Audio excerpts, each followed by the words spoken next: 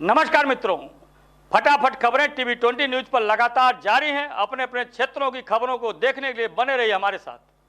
इस खबर के प्रायोजक हैं Shanti Sudama group of institution, Shanti Sudama tractors, Shanti Sudama motors, Shanti Sudama Indian gas service, UFL finance bank Azamgarh, जिसके चेयरमैन हैं दीपक राय व संस्थापक हैं सच्चिदानंद राय।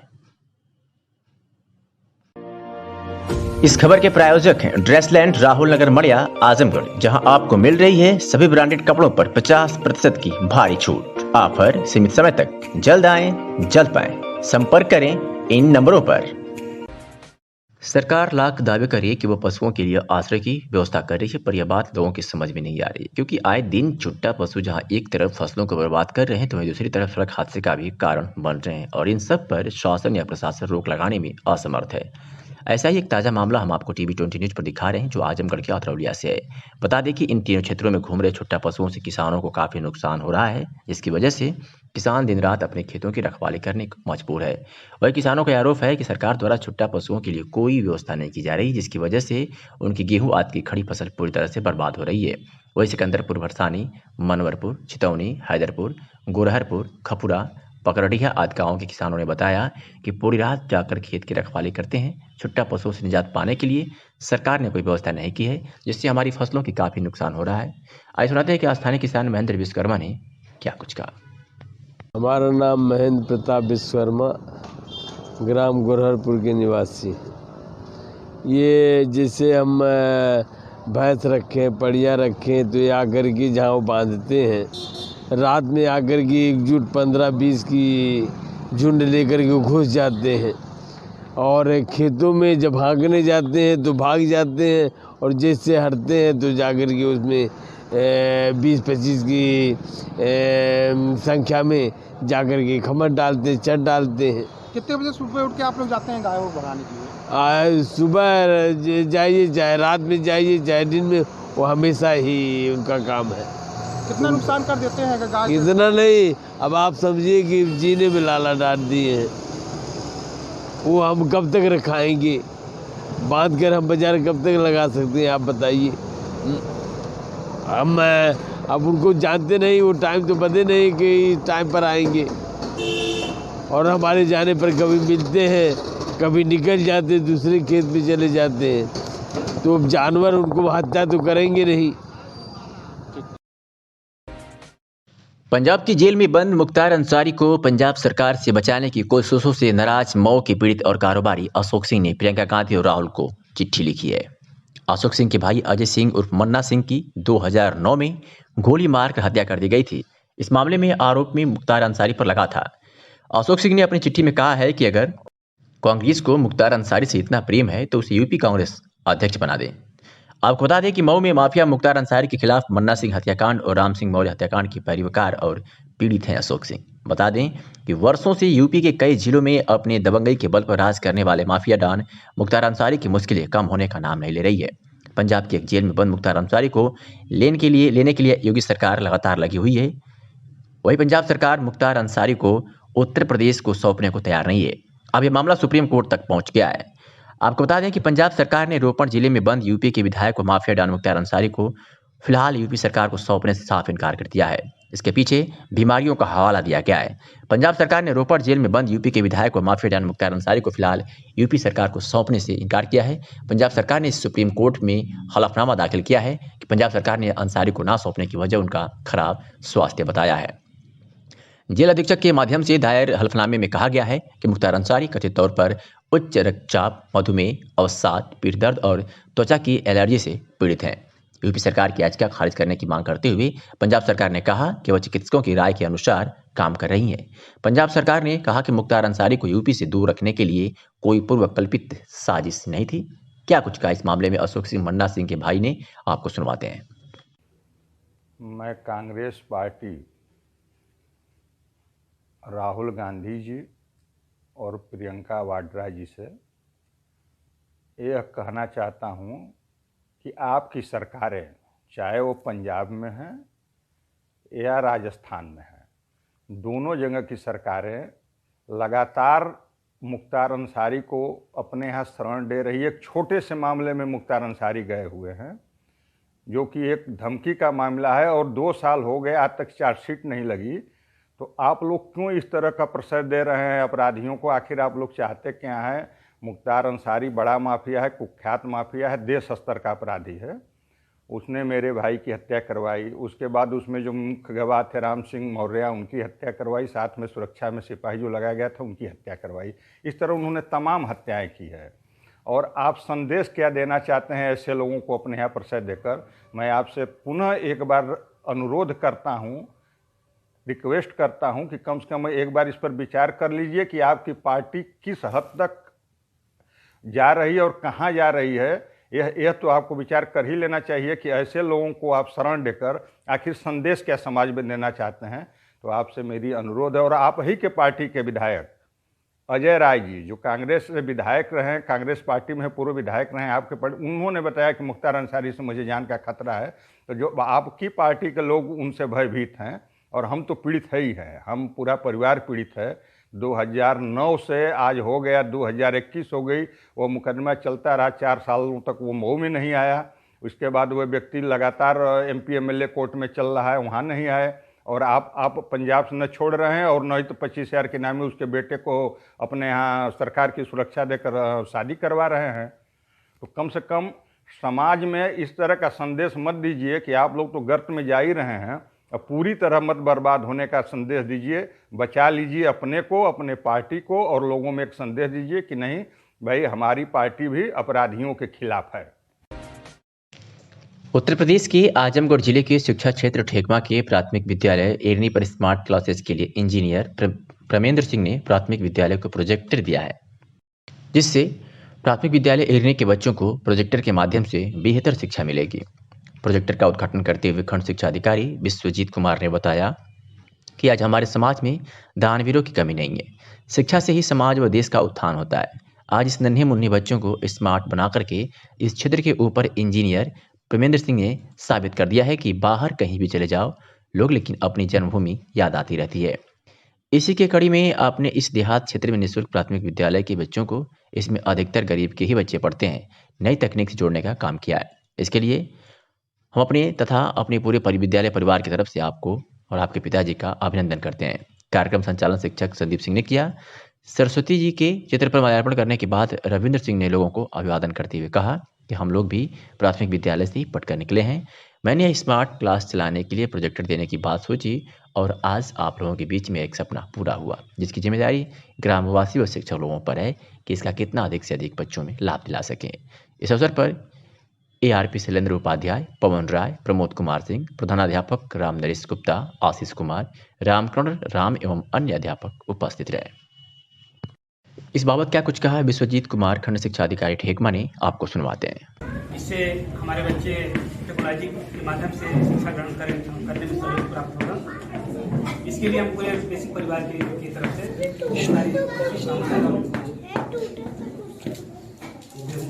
शुभकामनाएं देते हैं। इन्होंने हमारे बच्चों के लिए कराया और इसके साथ साथ मैं अपेक्षा करता हूँ कि इसी तरह हमारे ग्राम समाज के ग्रामवासी जागरूक हों और हमारे बच्चों के लिए कुछ न कुछ डेस्क बेंच स्मार्ट क्लास के लिए कुछ न कुछ देते रहें, जिससे हमारा भौतिक प्रवेश और अच्छा हो सके और हमारे बच्चे जो आज टाट पट्टी बैठते हैं, कल डेस्क बेंच में भी बैठना है। खबर आजमगढ़ से है, जहां जिले के महाराजगंज थाना क्षेत्र के तीरथ राम ने अपने गांव के ही दबंगों पर मारपीट का आरोप लगाते हुए पुलिस अधीक्षक से कार्रवाई की मांग की है। पुलिस अधीक्षक कार्यालय पहुंचे तीरथ ने कहा कि मुकदमा दर्ज होने के बाद भी महाराजगंज पुलिस अब तक कोई कार्रवाई नहीं कर रही है, इसलिए दबंगों का मनोबल बढ़ा हुआ है और वो रोजाना हमें धमकी दे रहे हैं। तीरथ राम ने पुलिस अधीक्षक से दबंगों के ऊपर कार्रवाई करने का आदेश निर्गत करने का निवेदन किया है। क्या कुछ कहा तीरथ राम ने, आपको सुनवाते हैं। मामला सर आए हैं इसलिए कि ग्राम भटनी थाना महाराजगंज 26 तारीख के हम क्रिकेट देख के आ रहे थे सर। मौके पे सूर्यनाथ सिंह और आकाश सिंह, विकास सिंह तीनों मिलकर हमको मारने लगे। अब मारने के बाद 26 तारीख को मैं गया थाने पर कोई सुनवाई नहीं है। पहली तारीख रपट हुई, फिर भी कोई सुनवाई सर नहीं। मैं इसीलिए मैं परेशान हूँ। वो सब मार रहे हैं, हम सबको गाँव भर घूम घूम कर धमकी दे रहे हैं, मन बढ़ है सर। क्या चाहते हैं आप? हम चाहते हैं सर उनको मुलजिम हाजिर अपना पकड़ लें। ये सब यहाँ एप्लीकेशन किसको दिए हैं? यहाँ पर सर एप्लीकेशन अभी कोई जमा नहीं है, नहीं जमा हो रहा है। जौनपुर के जलालपुर थाना क्षेत्र के त्रिलोचन बाजार के पास में ट्रक और पिकअप में भयंकर भिड़ंत हो गई। हादसे में पिकअप में सवार 18 लोगों में से 6 लोगों की मौत हो गई, जबकि 5 लोग घायल हैं, जिनका इलाज अस्पताल में चल रहा है। सभी सराय ख्वाजा थाना क्षेत्र के रहने वाले थे और वाराणसी के मणिकर्णिका घाट से दाह संस्कार कर लौट रहे थे। बता दें कि सराय ख्वाजा थाना क्षेत्र के जलालपुर गांव निवासी 112 वर्ष की बुजुर्ग धनदेई देवी की मौत हो गई थी। उनका कोई पुत्र नहीं था। उनका दाह संस्कार करके उनके दामाद लक्ष्मी शंकर यादव अपने गांव के 17 लोगों के साथ वाराणसी मणिकर्णिका घाट गए थे। दाह संस्कार कर सभी पिकअप वाहन में सवार होकर घर को लौट रहे थे। जैसे ही इनका पिकअप वाराणसी जौनपुर सीमा में घुसा, उसी दौरान वाराणसी की तरफ जा रहा ट्रक ने टक्कर मार दी और घटनास्थल पर 6 की मौत हो गई। घटना की सूचना मिलते ही स्थानीय पुलिस मौके पर पहुंची और बचाव कार्य में जुट गई। घटना के बाद ट्रक चालक मौके से फरार हो गया। दर्दनाक हादसे की सूचना मिलते ही डीएम एसपी भी जिला अस्पताल पहुंच गए और पूरी घटना की जानकारी ली। डीएम मनीष कुमार वर्मा ने बताया कि पुलिस पूरे मामले की जांच में जुटी है और जिला प्रशासन द्वारा मृतकों के परिजनों के लिए जो भी संभव मुआवजा होगा उसे दिया जाएगा। क्या कुछ कहा जिला अधिकारी ने, आपको सुनवाते हैं। जनपद जौनपुर में बनारस से अंतिम संस्कार करके लौट रहे थे। गांव जलालपुर गांव के लोग थे, पिकअप गाड़ी से लौट रहे थे और रात में लगभग 3 बजे के आसपास ट्रक से भिड़ंत हो गई। मौके पर ही 5 लोगों की डेथ हो गई और एक व्यक्ति की हॉस्पिटल ले जाते समय डेथ हो गई है। बाकी लोग जो हैं उनका ट्रीटमेंट हम लोग कर रहे हैं, बाकी सभी तो ठीक हैं। एक व्यक्ति थोड़ा सा क्रिटिकल है, उसको हम लोगों ने बनारस रेफ़र कर दिया है। परिवारजनों से मुलाकात हो गई है। बहुत ही दुखद ये क्षण है, 6 लोगों की एक साथ मृत्यु हो जाना। इसमें जो भी उचित कार्रवाई है, मदद है, वो हम लोग कर रहे हैं। बाकी जो ट्रक है और गाड़ी है जिससे एक्सीडेंट हुआ था, उस सबको कब्जे में ले लिया गया है। ड्राइवर अभी नहीं मिल पाया है, उसकी भी तलाश हम लोग कर रहे हैं। कैसे हुई घटना, इसका पूरा हम लोग डिटेल निकाल रहे हैं। ये बनारस गए थे लोग अंतिम संस्कार करने। एक इनके परिवार की बुजुर्ग थी, 110 साल की महिला थी बताया गया। उनका अंतिम संस्कार करने मणिकर्णिका घाट गए थे और वहाँ से वो लोग रात में लौट रहे थे। कितने लोग गाड़ी में सवार थे? बताया गया है कि 16 से 17 लोग थे गाड़ी में और 18 भी लोग थे और उसमें से 6 लोगों की डेथ हो गई है। एक क्रिटिकल है, बाकी लोग ठीक हैं। जो भी उचित कार्रवाई है सब हम लोग, इसीलिए मैं भी मौके पर आया हूँ। मैं परिवार के लोगों से भी मिला हूँ। हर संभव मदद जिला प्रशासन करेगा और उच्च अधिकारियों को भी हमने अवगत करा दिया है, तो जो भी मदद होगी हम लोग करेंगे। TV20 न्यूज की विश्वसनीयता इस बात से बढ़ती है कि हम खबर को दिखाकर भूलते नहीं बल्कि उसका फॉलोअप भी करते हैं। फरवरी माह की 6 तारीख को सामुदायिक स्वास्थ्य केंद्र परशुरामपुर पर चिकित्सा अधीक्षक सहित 3 डॉक्टरों की मनमानी की खबर जैसे ही हमने दिखाई कि चिकित्सा अधीक्षक सहित 3 डॉक्टर सामुदायिक स्वास्थ्य केंद्र पर समय से पहुंचने लगे, जिससे क्षेत्रवासियों ने थोड़ी राहत की सांस ली और TV20 न्यूज का आभार प्रकट किया। परंतु स्वास्थ्य केंद्र की बदहाली इस कदर हुई है कि स्वास्थ्य केंद्र पर पर्याप्त मात्रा में दवाइयां और वैक्सीन नहीं है। इसका पता तब चला जब सामुदायिक स्वास्थ्य केंद्र पर एंटी रेबीज वैक्सीन लगवाने एक ग्रामीण पहुंचा। ग्रामीण ने बताया कि वह एंटी रेबीज वैक्सीन के लिए स्वास्थ्य केंद्र पर आया है, परंतु डॉक्टर ने कहा है कि वैक्सीन केंद्र पर मौजूद नहीं है, जिले पर चले जाओ। इस पर जब चिकित्सा अधीक्षक परशुरामपुर से पूछा गया तो उन्होंने कहा कि केंद्र पर एंटी रेबीज वैक्सीन नहीं है, जिसके लिए स्वास्थ्य केंद्र द्वारा कई बार कहा गया है। इसके साथ साथ स्वास्थ्य केंद्र द्वारा हर महीने इंडेड जिले को भेजा जाता है, परंतु वहाँ से दवाइयाँ नहीं आती है, तो हम क्या करें। क्या कुछ कहा नीलेश कुमार चिकित्सा अधीक्षक और वहाँ के स्थानीय ग्रामीण ने, आपको सुनवाते हैं। इंजेक्शन अवेलेबल नहीं है। दरअसल 5 वायल मिला था इस महीने में, पिछले महीने में जो 3-4 दिन लगा, इसके बाद खत्म हो गया। तब से अभी तक मिला नहीं। इंडेंट कर रखा है मैंने, लेकिन फिर भी नहीं, अवेलेबल ही नहीं है। अच्छा, आप सूचित कर दिए हैं जिले पे? लेकिन जिले पे अवेलेबल ही नहीं है। अच्छा, तो हमें मिला नहीं।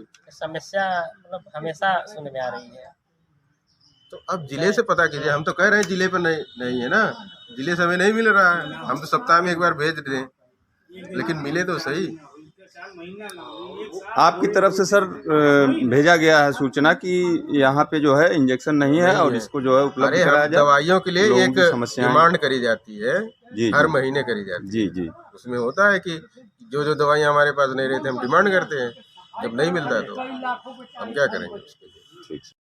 तो डॉक्टर साहब बता रहे हैं यहाँ पे अभी फिलहाल नहीं है, जिला पे मिलेगी आपको। कितने दिन पहले कुत्ता काटा आप? अभी 2-3 दिन हुआ है। आप ही काटा है कि आपके परिवार में घर पे किसी? है। अच्छा। काटा है वो घर पे। आजमगढ़ में 19 यूपी बटालियन के तत्वाधान में 6 फरवरी से चल रहे सी सर्टिफिकेट कोर्स के कैंप CATC 322 में आज वेनेट फाइटिंग और फायरिंग प्रशिक्षण का महत्वपूर्ण दौर संपन्न हुआ। वेनेट फाइटिंग और फायरिंग में जनपद के विभिन्न कॉलेजों से 500 से अधिक कैंडिडेट्स ने सैन्य अभ्यास की। इन तकनीकों के साथ बैक क्राफ्ट और फील्ड क्राफ्ट का भी पूरा परिश्रम के साथ पॉलिटेक्निक ग्राउंड में अभ्यास किया गया। कैंप कमांडेंट कमान अधिकारी कर्नल TV स्वामी ने कहा कि कोविड प्रोटोकॉल के कारण कैंप केवल दिवसीय है। बच्चों को सुरक्षा के साथ विभिन्न सैन्य तकनीकों का प्रशिक्षण दिया जा रहा है। सूबेदार मेजर शीतला प्रसाद तिवारी ने बताया कि NCC के माध्यम से युवाओं को सेना का कठिन प्रशिक्षण देने का प्रयास किया जा रहा है। एक बड़ा आयोजन है जिसमें छात्र व छात्राएं जीवन के कठिन संघर्ष में स्वयं को तैयार करते हैं। कैंप में detail ANO captain doctor Indrajeet ने कहा, इस प्रशिक्षण द्वारा भारतीय सेना के लिए युवा ऑफिसर तैयार करना NCC का प्रमुख उद्देश्य है। कैंप में जनपद के विभिन्न कॉलेजों से 500 से ऊपर कैंडिडेट शामिल हुए हैं। प्रशिक्षण सत्र में DAV के ANO doctor Pankaj Singh, Shiva PG college के प्राचार्य doctor Madan Mohan Pandey, Pranshu Singh, PI, staff और सिविल स्टाफ और कैंडिडेट्स मौजूद रहे। इस बाबत क्या कुछ कहा शीतला प्रसाद तिवारी सूबेदार मेजर ने, आपको सुनवाते हैं। मैं सूबेदार major 99 UP battalion NCC Azamgarh. हमारा CATC 322 का कैंप चल रहा है जिसमें तकरीबन 300 बच्चे भाग ले रहे हैं। और इस कैंप के दौरान जो 5 दिन का कैंप है, मैंने मैक्सिमम कोशिश की है कि बच्चों को अलग अलग तरीके की ट्रेनिंग दी जा सके। जो भी संभव हो उनकी क्लासेज, उनके रिविजन्स, उनके बैनेट फाइटिंग जैसा कि आप देख रहे हैं, उनके फायरिंग कॉम्पिटिशंस, आपस में शूटिंग कॉम्पिटिशन चला रहे हैं, ताकि ये बच्चों को मोटिवेट करने का और आगे आगे भविष्य में ले जाने का एक बहुत अच्छा माध्यम है। NCC हमको बहुत कुछ सिखाती है। बच्चों जैसा महसूस हो रहा है कितना खुश हैं और भाग ले रहे हैं, बढ़ चढ़ के हिस्सा ले रहे हैं इसमें। और इसके दौरान हम जितना भी हो सका खेल कूद का आयोजन और क्लासेज, बैनेट फाइटिंग और जो भी है तमाम एक्टिविटीज, जितना कुछ हो सकता है इस 5 दिन के दौरान मैक्सिमम इनको प्रशिक्षित करने का हम और हमारी टीम, हमारे CO साहब इनके हेड हैं, उनके अंडर में हम सभी लोग बहुत ही अच्छे तरीके से इनको प्रशिक्षण देने का कार्यक्रम कर रहे हैं। धन्यवाद। आजमगढ़ जिले के बिलरियागंज ब्लॉक में सोनू क्लब द्वारा आयोजित नसीरपुर कप क्रिकेट टूर्नामेंट के फाइनल में मेजबान नसीरपुर ने ढकवा को 12 रनों से हराकर कप पर कब्जा किया। विजेता और उपविजेता टीमों को पुरस्कार सपा विधायक नफीस अहमद ने दिया और खिलाड़ियों को उज्जवल भविष्य की कामना की। सोनू क्लब द्वारा आयोजित नसीरपुर क्रिकेट प्रतियोगिता इस वर्ष 1 फरवरी से शुरू हुई थी, जिसमें जिले की विभिन्न टीमों ने भाग लिया था। करीब 1 सप्ताह तक चले मुकाबले के बाद आज मेजबान नसीरपुर और ढकवा ने फाइनल मैच में जगह बनाए। सोमवार को दोनों टीमों के बीच फाइनल मैच खेला गया। इस दौरान समाजवादी पार्टी के गोपालपुर विधायक नफीस अहमद, बिलरियागंज ब्लॉक प्रमुख के प्रत्याशी दिनेश यादव, हरिराम यादव और बाबा विश्वनाथ इंटर कॉलेज के प्रबंधक रमेश यादव सहित सैकड़ों की संख्या में लोग उपस्थित रहे। मेजबान नसीरपुर ने फाइनल मैच में 86 रन बनाए और ढकवा के सामने 87 रनों का लक्ष्य रखा, लेकिन इस रोमांचक मुकाबले में नसीरपुर ने ढकवा की पूरी टीम को 75 रनों पर ऑल आउट कर 12 रनों से जीत दर्ज कर नसीरपुर कप पर कब्जा कर लिया।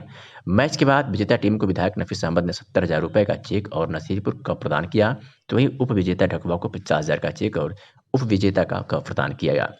इस दौरान गोपालपुर के विधायक नफीस अहमद ने नसीरपुर कप के विजेता और उप विजेता टीम के साथ आयोजकों को भी धन्यवाद दिया और उन्होंने कहा कि युवाओं को पढ़ाई के साथ खेल पर भी ध्यान देना चाहिए।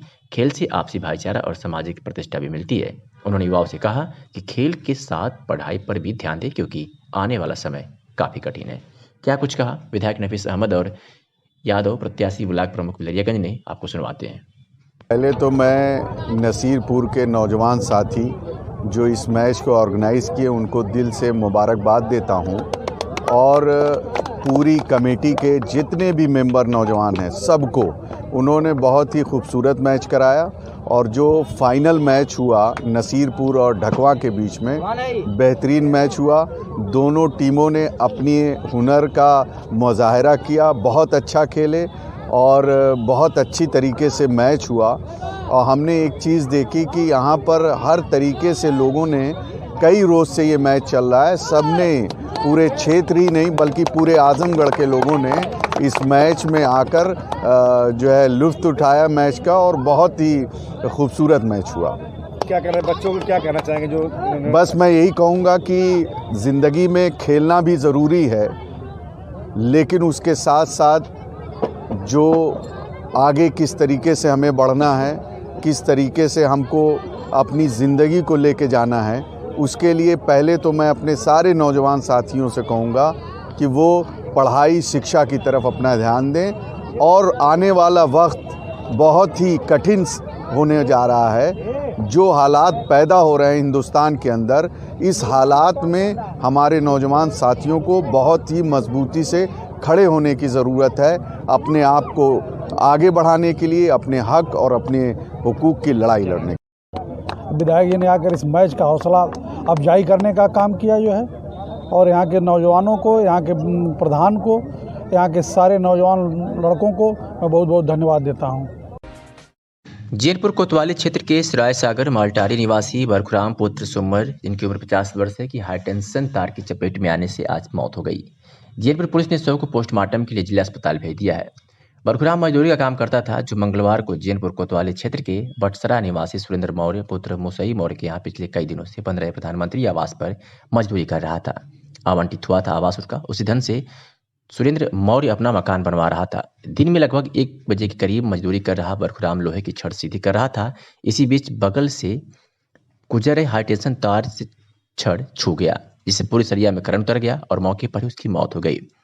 मृतक 4 भाइयों में सबसे बड़ा था। उसके पास 8 लड़कियां थीं। पत्नी की मौत 8 माह पूर्व बीमारी के चलते हो गई थी। गरीब परिवार के मुखिया की आकस्मिक मौत से पूरे परिवार के सामने रोजी रोटी का संकट खड़ा हो गया है। मृतक की लड़कियों का रो रो कर बुरा हाल है, जबकि ग्रामीणों ने अधिकारियों पर आरोप लगाया है कि दर्जनों बार हाईटेंशन 11,000 वोल्ट का तार हटाने के लिए शिकायत किए पर तार नहीं हटाया गया।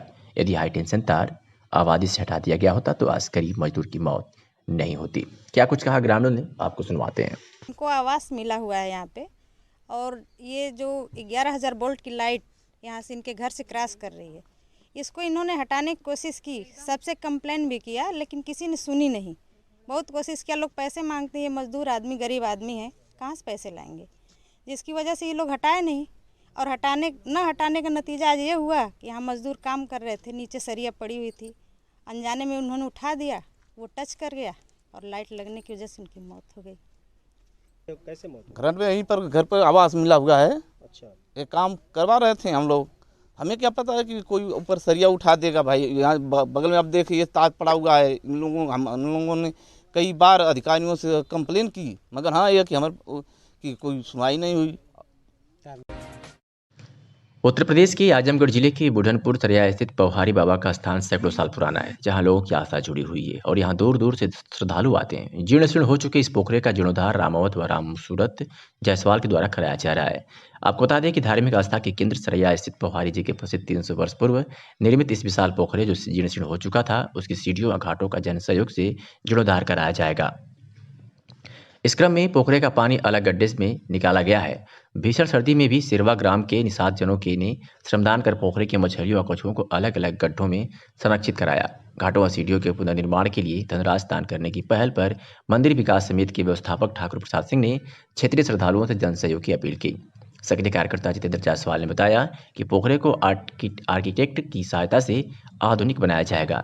इस पहल को लेकर श्रद्धालुओं में विशेष उत्साह है। क्षतिग्रस्त सीढ़ियों के कुछ हिस्से की ईंटों पर विक्रमी संभवत 2004 अंकित है, जो 1947 ईस्वी को इंगित करता है। आज़ादी के 73 वर्ष पूर्व निर्मित इन सीढ़ियों की मरम्मत या पोखरे के सौंदर्यीकरण पर शासन प्रशासन का ध्यान नहीं किया। क्या कुछ कहा महंत गिरजादास ने, आपको सुनवाते हैं। यहाँ हर सोमवार को मेला लगता है पौहारी जी वाला, और एक दिफे को मेला लग जाता है वैसे ही। यहाँ तो यहाँ जो मन्नत यहाँ मानता है वो पूरा हो जाती है। जैसे इल्ला वगैरह होता है, लोग मिर्च मान देते हैं, इल्ला साफ़ हो जाता है। पहले तो पोखरे में जो छिलका बीनते थे दांत उनका कोढ़ कट जाता था, आज भी यही है। और पोखरा चूँकि 3 तरफ सीढ़ी विहीन था, कच्चा था, एक तरफ पोखरा था। तो रामौद काफ़ी दिनों से ये मनौती माने थे कि हम बाबा पोखरा बनाएंगे, लेकिन उनकी व्यवस्था नहीं हो पाई। और इन साल फिर कहा गया, उन्होंने कहा कि हम जो है पोखरा बनवाएंगे। पोखरा बनवा रहे हैं और जन सहयोग भी इसमें मिल रहा है। हाँ, जन सहयोग भी मिल रहा है और रामौद भी जो है लगा रहे हैं। एक तरफ सरकार व जिला प्रशासन शासन की प्राथमिकता को लागू करने के लिए अथक प्रयास कर रही है, वही कुछ सरकारी कर्मियों द्वारा सरकार की योजना को पालिता लगाने में लगे हुए हैं। ऐसा एक नज़ारा उत्तर प्रदेश के आजमगढ़ जिले के मेहनगर विकासखंड में देखने को मिला, जहां के चकवारा गांव के सैकड़ों ग्रामीण महिला पुरुष ने मंगलवार को आवास आवंटन में धांधली और धन का आरोप लगाते हुए उप जिलाधिकारी मेहनगर को ज्ञापन सौंपा। ग्रामीणों ने प्रधान पर धन का आरोप लगाते हुए कहा कि आवास योजना में पात्रता के श्रेणी में आने वाले गरीबी रेखा के नीचे जीवन यापन करने वाले लोगों को इस योजना से वंचित करते हुए अपने नजदीकी लोगों को ही इसका लाभ पहुंचा दिया गया है। चकवारा गांव के समूह चलाने वाली नीलम देवी ने बताया कि जब हम लोग इसके बारे में प्रधान से बात करने की कोशिश की तो डांट कर भगा दिया गया। ज्ञापन के बारे में क्या पूछे जाने पर मेहनगर उप जिलाधिकारी महोदय ने बताया कि इसकी जाँच कराई जाएगी। क्या कुछ कहा समूह चलाने वाली महिलाओं ने, आपको सुनवाते हैं। से हम आए हुए हैं। हम लोगों को मैडम से यही रिक्वेस्ट है कि हम लोग आगे वाले जाते हैं ब्लॉक पे तो वहाँ के लोग बस आश्वासन देते हैं सारे लोग हमको, तो हम लोगों ने मजबूर होकर यहाँ पे मैडम क्या है अब अपना हम लोग विचार रखे। तो हम यही चाहते हैं हमारे जो समूह की दीदी लोग हैं, जो लोग के बेचारे पास एक भी छत नहीं है, कम से कम उनको तो दिया जाए, क्योंकि उन लोगों की समस्या नहीं है। किसी से हमें कटवाना नहीं है सर, ना किसी से हमें कोई दुश्मनी नहीं, ना तो किसी से हमें कोई, बस हमारा हक हमको मिल जाए, बस यही हम चाहते हैं सर। लगभग आपके गाँव में कितना आवास? जी हमारे गाँव में जितना भी आवास से नहीं मतलब है सर, लेकिन जो हमारी दीदियाँ बेचारी बेसहाय है, बारिश बुझे कैसे दिन रात काटती हैं, उनसे पूछिए, कम से कम उनको एक बार तो अधिकार दीजिए। आपने जिसके पास है तो उसको 4 बार दे, 5 बार दे रहे, लेकिन जो दीदियों की एकदम नहीं उनको एक बार तो दीजिए। जो लोग एकदम भी पात्र हैं उनको एकदम बिल्कुल पीछे कर दिया जा रहा है। इस मामले को लेकर कितनी बार आपने ज्ञापन? देखिए सर, हम लोग तो यहाँ से गए थे अपने ग्राम प्रधान के यहाँ गए थे, वहाँ से लोग जो लोग दीदियों की समस्या है बोली, हम लोग वहाँ से नहीं, 2 बार ब्लॉक पे 2 बार ब्लॉक पे लोग आई थी, तो यहाँ से नहीं हुआ सर। तो हम लोग यहाँ पे मैडम के अगर यहाँ नहीं कार्रवाई होगी तो हम आगे बढ़ेंगे। हम लोग धरना दिए हैं। क्या नाम है आपका? मेरा नाम नीलम है, ग्राम पंचायत चकवारा, पोस्टिया, जिला आजमगढ़ है। और हम लोग NRLM से जुड़े हुए हैं, समूह चलाते हैं और अपने हक के लिए हर जगह गए, अपने प्रधान के पास जाते हैं, ग्राम BDO के यहाँ गए, IDO सर के यहाँ गए, सेक्रेटरी से मिले, लेकिन हमारा कोई हला वाला नहीं हुआ है। लगभग कितने लोगों का आवास नहीं मिला है? लगभग 30-35 लोग का नाम नोट करके हम दिए थे। जो लोग पात्र हैं उनको दिखाया जा रहा है कि हम लोग ये लोग के पास पक्का मकान है, इन लोग को हटा दीजिए। आज जिन लोग को पास 4-5 रूम है और 2 बार 3 बार उनको आवास पास हो चुका है, उनको फिर से पास किया जा रहा है। और हम लोग को 1-2 रूम है तो हम लोग अपना रूम, जैसे सास भी यही है तो उसमें 4 बच्चे हैं उनके, तो बताइए 2 रूम है तो 2 रूम में 4 बच्चे आ जाएंगे। उन लोग को दिखाया जा रहा है कि इन लोग के पास पक्का मकान है, और जिन लोग को दे रहे हैं 4 दे रहे हैं, 5 दे रहे हैं, तो हम लोग का कटवा दिए हैं। इसके लिए कोई कार्रवाई नहीं हुई, तो हम लोग आज तहसील पे आए हैं। इसके लिए हम लोग तो मैडम ने क्या गुजारिश करना चाहते हैं। क्या आश्वासन दिया आपको? शुक्रवार शनिवार को बोलिए कि आइए और आपके यहाँ तहसीलदार जाएंगे, चेकअप हो जाएगा और जाँच हो जाएगी, तो आप लोग को कोई भला भला होगा। तो इसके बाद नहीं होगा तो हम आगे क्या? हाँ, हम लोग अगर इसके बाद कोई कार्रवाई नहीं होगी तो हम लोग जिले पे जाएंगे, DN साहब से मिलेंगे। हाँ, बस यही। उत्तर प्रदेश के आजमगढ़ के लालगंज तहसील के अधिवक्ता ग्रामीण न्यायालय की स्थापना के लिए वरिष्ठ अधिवक्ता समर बहादुर सिंह के नेतृत्व में तहसील परिसर का चक्रमण कर नारेबाजी करते हुए महामहिम राज्यपाल उत्तर प्रदेश को संबोधित 2 सूत्रीय ज्ञापन तहसीलदार लालगंज हेमंत कुमार को सौंपा।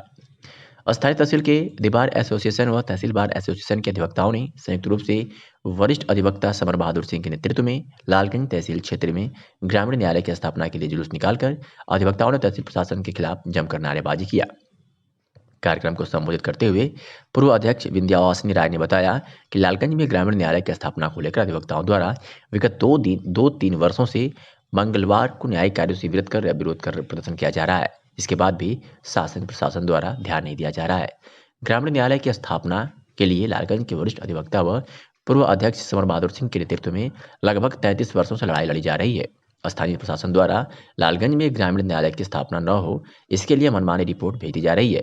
कार्यक्रम को धर्मेश पाठक, लल्ले मिश्रा, राम सेवक यादव, हामिद अली, इंद्रभानु चौबे, संतोष कुमार सिंह आदि ने संबोधित किया। इस अवसर पर पूर्व अध्यक्ष नगेंद्र सिंह, आत्माराम, लालजीत यादव, राजेंद्र लाल श्रीवास्तव, राजेश सिंह, ओम प्रकाश वर्मा, विजय प्रकाश पांडे, दयाशंकर सिंह, कैलाश सिंह, अरुण सिंह, राकेश यादव, रामवृक्ष राम, अमरनाथ यादव, सत्यदेव यादव, रितेश तिवारी सहित अन्य अधिवक्ता उपस्थित रहे। इस बाबत क्या कुछ कहा समर बहादुर सिंह, वरिष्ठ अधिवक्ता ने, आपको सुनवाते हैं। ग्रामीण न्यायालय की अवस्थापना का एक जो कार्यक्रम किया गया, जिसमें भी लालगंज तहसील जो है वो सर्वोपरि स्थान पर थी। ग्रामीण न्यायालय के लिए बहुत से जो है वो भूमियों का जो है वो चयन किया गया, परंतु जिला स्तरीय न्यायालय और तहसील स्तरीय न्यायालय उसको हमेशा जो है वो लटकाए हुए हैं। आज हम समस्त अधिवक्तागण इस पर की स्थापना के लिए आज हम लोगों ने प्रतीकात्मक रूप से जो है दिया, और आवश्यकता पड़ी तो हम लोग शुक्रवार से इसके लिए जो है वो जन प्रतिनिधियों को बुलाएंगे, जन आंदोलन का रूप करेंगे। जिलाधिकारी राजेश कुमार की अध्यक्षता में कलेक्ट्रेट सभागार में विकास कार्यक्रमों स्टाफ मीटिंग की माह फरवरी 2021 की समीक्षा बैठक संपन्न हुई। इस अवसर पर जिलाधिकारी द्वारा प्रधानमंत्री किसान सम्मान निधि योजना, निराश्रित गोवंश को संरक्षित करना, पशुओं का टीकाकरण, मुख्यमंत्री निराश्रित बेसहारा गोवंश सहभागिता योजना, अस्पतालों में दवाओं की उपलब्धता, टीकाकरण, सामुदायिक शौचालय का निर्माण, ऑपरेशन कायाकल्प के अंतर्गत कराए जा रहे कार्यों की प्रगति, ग्राम पंचायतों में पंचायत भवन का निर्माण, कन्या सुमंगला योजना, ऑपरेशन कायाकल्प के अंतर्गत अवस्थापना सुविधाओं का संक्षिप्तीकरण आदि बिंदुओं की समीक्षा की गई। इस अवसर पर जिलाधिकारी ने डीपीआरओ को निर्देश दिए कि सामुदायिक शौचालय एवं पंचायत भवनों का निर्माण लक्ष्य के सापेक्ष पूर्ण कराना सुनिश्चित करें। इसके साथ ही मुख्य पशु चिकित्सा अधिकारी को निर्देश दिए कि निर्माणाधीन गोवंश आश्रय स्थल को प्राथमिकता के आधार पर पूर्ण कराते हुए निराश्रित पशुओं को गोवंश आश्रय स्थलों में संरक्षित करना सुनिश्चित करें। जिलाधिकारी के निर्देश पर खाद्य पदार्थ दुग्ध की गुणवत्ता सुनिश्चित करने के उद्देश्य से खाद्य सुरक्षा एवं औषधि प्रशासन विभाग की टीम द्वारा पूरे जनपद में अभियान चलाकर रवनापार, फूलपुर एवं मिल्कीपुर से दूध के कुल 4 नमूने संग्रहित कर राजकीय प्रयोगशाला जांच हेतु प्रेषित किए गए हैं। इसकी जांच रिपोर्ट प्राप्त होने पर खाद्य सुरक्षा एवं मानक अधिनियम 2006 के सुसंगत प्रावधानों के तहत अग्रिम विधिक कार्रवाई की जाएगी। यह अभियान सतत नियमित जारी रहेगा। इस अवसर पर टीम में खाद्य सुरक्षा अधिकारी राकेश शुक्ला, अंकित कुमार सिंह, प्रेमचंद एवं मोहम्मद नसीम खान उपस्थित रहे।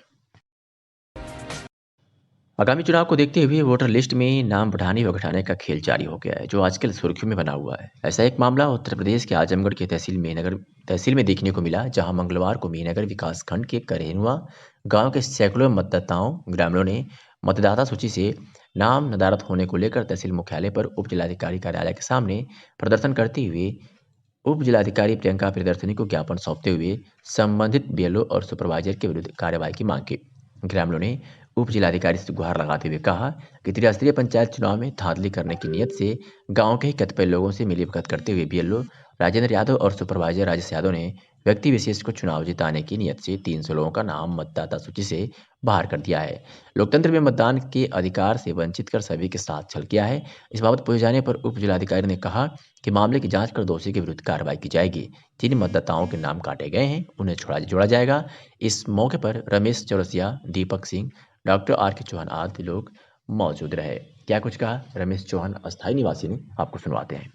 हमारे गांव की समस्या है सर, जो वर्तमान में जांच की गई है बीएलओ द्वारा, सुपरवाइजर के द्वारा 2558 वोटर लिस्ट में नाम बढ़ा था पूर्व में। उसके बाद वो सही पाया गया था।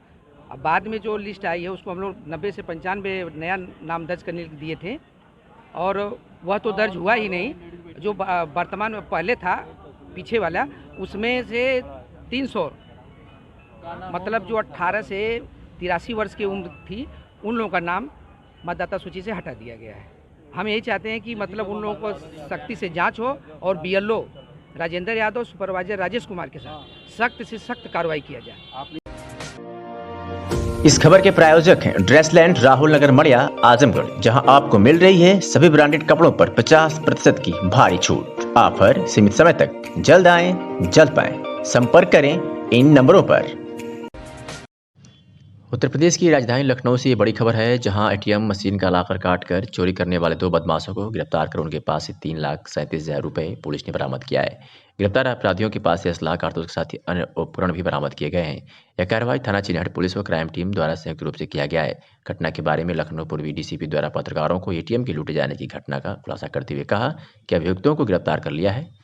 क्या कुछ कहा डीसीपी संजीव सुमन ने, आपको सुनवाते हैं। जब इनके घरों से बातचीत की गई तो घर में बहुत लोगों को बहुत चीजें पता नहीं है। ऐसा नहीं है कि ये लोग घर में अपने पैसे दे करके घर परिवार यापन कर रहे हैं। ये सिर्फ अपने पैसों को मिसयूज कर रहे हैं और यंग लड़के हैं, ये लोग इसको सिर्फ खर्च कर रहे हैं गलत चीजों के लिए। Thank you. आजमगढ़ जिले के कप्तानगंज थाना क्षेत्र के पूर्णा चौक कौड़िया बाजार के 233 NH पर साइकिल सवार बुजुर्ग की 4 पहिए के नीचे आने से मौत हो गई। आपको बता दें कि कप्तानगंज थाना क्षेत्र के सुमेरपुर में केवल भान राज पर माधुरी देवी पत्नी केवल भान के 3 पुत्र भी हैं, जो कहीं से मजदूरी कर के घर वापस जाते समय पूर्णा चौक कौड़िया चौक पर 4 पहिया के नीचे आने से बुजुर्ग दंपत की मौत हो गई। 4 पहिया चालक मौके से वाहन लेकर फरार हो गया। कप्तानगंज थाना प्रभारी नदीम अफरीदी, कांस्टेबल पंकज यादव, एएसआई जितेंद्र सिंह और मौके पर पहुंचे महेंद्र कुमार शुक्ला क्षेत्राधिकारी ने शव का पोस्टमार्टम भेज दिया और आगे कार्रवाई में जुट गए। उत्तर प्रदेश के आजमगढ़ जिले के नगर पंचायत बिलरियागंज बाजार में युवा बेरोजगार अखिलेश कुमार द्वारा खुद को आत्मनिर्भर बनाने के लिए अखिलेश सिलाई मशीनरी स्टोर का शोरूम खोला, जिससे वह खुद आत्मनिर्भर बन सके और कुछ और को भी निर्भर बना सके। कार्यक्रम के मुख्य अतिथि लोक जनशक्ति पार्टी पिछड़ा एवं अति पिछड़ा प्रकोष्ठ प्रदेश अध्यक्ष शिवमोहन शिल्पकार, विशिष्ट अतिथि नगर पंचायत अध्यक्ष वीरेंद्र विश्वकर्मा एवं लोजपा जिला अध्यक्ष नंदिनी कोण व अन्य साथीगणों ने इस अवसर पर उपस्थित होकर युवा वर्ग के लोगों को दृढ़ संकल्पित खुद को रोजगार पूर्वक बनाने का साहस प्रदान किया और क्षेत्र में सिलाई मशीनों के कार्यक्रमों का काफी अभाव था, जिसे पूरा कर ग्रामीण क्षेत्रों में जागरूकता एवं लोगों के बीच हुनर पैदा होगा। शिल्पकार ने इसी क्रम में कहा कि सिलाई मशीन के माध्यमों से हमारी बहन बेटियों वो खुद एक प्रशिक्षित एवं कपड़े की जगत में कारीगरी के रूप में ख्याति प्राप्त करती हैं और साथ ही साथ युवा वर्गों को भी रोजगार का अवसर प्रदान होता है। विशिष्ट अतिथि गणों ने इस अवसर पर अखिलेश कुमार को बधाई दिया और कहा कि जो हमारे क्षेत्र में अभी तक कोई कुशल कारीगर नहीं थे, आपके इस अनुभव का प्रचार एवं लोगों को लाभ मिलेगा। इस खबर के प्रायोजक हैं Azamgarh public school. Azamgarh public school ने कोरोना के चलते इस बार भी नहीं बढ़ाई फीस। यही नहीं, एक साथ पूरी फीस जमा करने पर आपको मिलेगी 5% की छूट और एक ही माँ बाप के 2 से ज्यादा बच्चे इस स्कूल में हैं तो बड़े बच्चे को फीस में मिलेगी आपको अतिरिक्त छूट। बोर्ड परीक्षा में शानदार प्रदर्शन कर 95% अंक लाने वाले बच्चों को 11वीं के दाखिले में 25% की छूट मिलेगी। आजमगढ़ पब्लिक स्कूल शानदार बोर्ड रिजल्ट के साथ कीर्तिमान स्थापित कर रहा है, तो फिर देर क्यों? अपने बच्चों के उज्जवल भविष्य के लिए आज ही आजमगढ़ पब्लिक स्कूल में दाखिला कराएं और दें अपने बच्चों को एक नई उड़ान। हमारा पता है निकट कोटिला शंकरपुर चेक पोस्ट आजमगढ़। आजमगढ़ में भारतीय जनता पार्टी जिला कार्यालय पर पहुंचे कैबिनेट मंत्री पिछड़ा वर्ग कल्याण व दिव्यांगजन सशक्तिकरण अनिल राजभर ने कहा कि राष्ट्रीय वीर राजा सुहेलदेव की जयंती 16 फरवरी के अवसर पर मुख्यमंत्री योगी आदित्यनाथ ने प्रधानमंत्री नरेंद्र मोदी के मार्गदर्शन में फैसला लिया है कि वह राज्य के अंदर महाराजा सुहेलदेव का एक भव्य स्मारक बनेगा। महाराजा सुहेलदेव के स्मारक, उनके संग्रहालय और उनसे जुड़ी तमाम विकास योजनाओं का शिलान्यास प्रधानमंत्री मोदी 16 फरवरी को दिल्ली से वर्चुअल माध्यम से करेंगे। इस अवसर पर बहराइच में मुख्यमंत्री योगी आदित्यनाथ के साथ हम सब उपस्थित रहेंगे। उन्होंने कहा कि 18 वर्षों तक राजभर समाज को धोखा देने वाले लोग आज महाराजा सुहेलदेव के सम्मान से समझौता कर रहे हैं। भारतीय जनता पार्टी ने ही महाराजा सुहेलदेव को सम्मान दिया है। उन्होंने कहा कि भाजपा पंचायत चुनाव मजबूती से लड़ने का कार्य करेगी और अच्छे लोगों को पंचायत में बिठाने का कार्य करेगी। इस अवसर पर जिलाध्यक्ष आजमगढ़ सदर दुर्गा सिंह, जिलाध्यक्ष लालगंज ऋषिकांत राय, पदाधिकारी व कार्यकर्ता मौजूद रहे। क्या कुछ कहा कैबिनेट मंत्री पिछड़ा वर्ग कल्याण व दिव्यांगजन सशक्तिकरण अनिल राजभर ने, आपको सुनवाते हैं।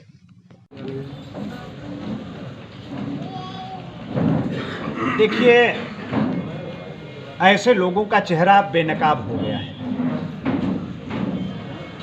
महाराजा सुहेलदेव का नाम लेकर उनके नाम से पार्टी बनाने वाले 18 वर्ष तक राजभर समाज को धोखा देने वाले आज महाराजा सुहेलदेव के सम्मान से समझौता कर रहे हैं। एक तरफ महाराजा सुहेलदेव का नाम लेते हैं, पार्टी बनाते हैं, और दूसरे तरफ राजनीति के स्वार्थ में इतने अंधे हो जाते हैं कि सलार महसूद के खून खानदान से, उनके रिश्तेदारों से राजनीतिक गठबंधन करते हैं। इससे बड़ा अपमान महाराजा सुहेलदेव का नहीं हो सकता। इस अपमान का बदला राजभर समाज आने वाले समय में निश्चित तौर पर चुकाएगा। ऐसे लोग अब राजभर समाज की बस्तियों में प्रवेश भी नहीं कर पाएंगे। ऐसे लोगों के बारे में क्या कहना। भारतीय जनता पार्टी कोई बता दे, आज से पहले वही बहराइच है, वही श्रावस्ती है, महाराजा सुहेलदेव की माटी है जहां से उन्होंने राज किया। सैयद सलार मसूद जो देश को लूटने आया, सैयद सलार मसूद जो आक्रांता था, सर पर चोटी देखते ही गर्दन काटने का काम किया करता था। ऐसे देश के आक्रांता को सम्मान बहराइच की धरती पर मिलता रहा पिछले 75-70 वर्षों तक।